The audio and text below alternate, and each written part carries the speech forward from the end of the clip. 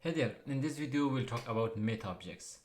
Metaobjects is another great feature from Shopify that you can use in app development for storing multiple data. Metafields are for storing only a single entry, but metaobjects you can create your own structure. There are a lot of different usage for metaobjects, but in this video I will explore a few and show you how you can use it for your own and how you can use the declarative metaobjects. You don't need to go with the GraphQL. You can use your .toml file to create the definition of metaobjects and how it works. So let's start. First thing, let's go to the app that we have, and if you go to the content of any Shopify store, under the content it will go to the metaobjects. I currently have a few metaobjects which my previous app ShipReady created. So if I go to this volume discount, it was just creating some volume discount configuration. You can see these are different types. Now you don't see volume discount on every store. It is because this is a custom definition in the metaobjects. You can have the same type of data, and if I open one of them, each of them has its own types of data. For example, this one has a title, it has a discount ID, it has a reference to another product if I want to select those products, it has another array in here, it has another JSON format which I can format this, and these are all the configuration that I have. Like metaobjects is a great way to store your app configuration. This is what we are going to use in this video series, and I'll show you how you can configure this. But before doing that, you should understand how metaobjects works. This structure is called definition. Before you enter data to metaobjects, you should have a definition for it. So if you go to the metaobjects in here, you can add definition. This is just the UI. You just give it a name of cart upsell, something like that. You can add different fields in here. I have one field here. Each field can have different types of value, either that is multi-line, integer, image, metaobjects, which connect to another metaobjects, which is like a great way to create like a relational database type of thing. But we will explore that more. For now, all you have to understand is you can create the metaobject definition directly in the app in here, but as an app developer, you don't have access to their store. So you should have a way to create this definition yourself. When someone install your app, this definition should automatically be created. So if I go to under metaobjects, this is what I have so far. But if I am building an app, for example, this example app in here, as soon as someone install this app, I want to have my definition ready in here, and then I can start entering the data as soon as user enters something. Let's go and see how it works. To create this definition, you have two options. You either use GraphQL or you use the Shopify TOML file. I use the declarative Shopify data. So if I scroll down, you can read more about metaobjects. These are some examples that Shopify has in here, how it works. You have app on metafield. You can also have the merchant on metaobjects, something like that. If I scroll down in here, in the app.toml file, you can create the app ownership or definition with the app reserve prefix. If I scroll down, this is how it works.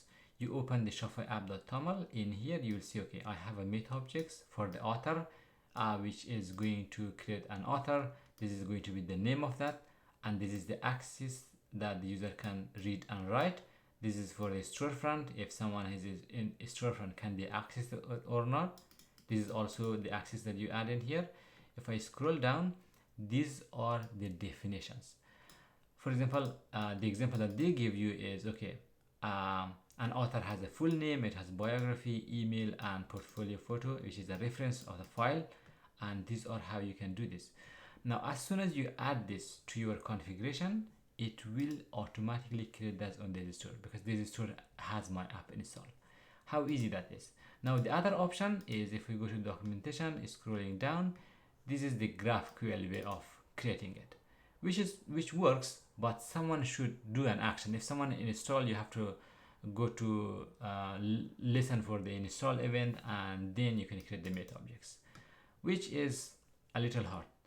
The reason for this is because one of my app is using this method.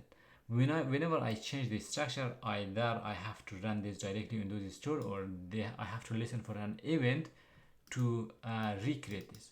But using this declarative way in the app.toml file, I don't have to do this. I can add a new field. As soon as I add this and I deploy my app, all of this will be available on those stores. Let's check this out. I copy the same example. I come to my app. This is what we had for the meta field previously. I'll scroll down in here and I will paste the same thing. This one is author and this is coming from the app. I'll save this. Let's come back to our app, and you can see so far we only have these two, but if I refresh this, oops, it's still not here. By the way, I think okay, require the following scope. I don't have the proper scope for writing, so all I have to do is just add this scope, comma. I save the changes and let's see if it was successful. Yeah, it was successful. Now if I refresh my app in here, this new meta object definition was created. This is how easy it is, and it was created by this stable shipping app, which we created in the previous video. If I go to this one, create an entry, this is where I add a full name, biography, email, and then I can select an image as example. This is probably this person. That is how it works, and you can enter up to 1 million entry per definition. That is a lot. Imagine if you want to store those configuration. If someone has, like, let's say author information in here, then 1 million data is a lot per entry. But if they want to add another million, they just add another entry, which is cool. But that limit is still not too high if you are storing a lot of analytics data. But for this example, it works as expected. The good part is, what if I want to add another definition? For example, I can probably add duplicate this one. This is okay, photo. I just wanna say background photo. User can add a background photo also for their profile to see in their profile. And if I save the changes and let's come here, let's refresh this, and it did add those changes in here. But if I remove this, save the changes, let's come back here and refresh this, let's refresh again, and it is deleted. This is how easy it is to use this declarative definition. All I have to do is just add it in here, and it will be automatically available in this app. And I can access this. If I go to the setting, I should be able to and go under the metafield and metaobject. If I scroll down, these are all in here. It is because I said the access type that user can access this directly in here, but user cannot modify this setting. Okay, this is something that you have to note.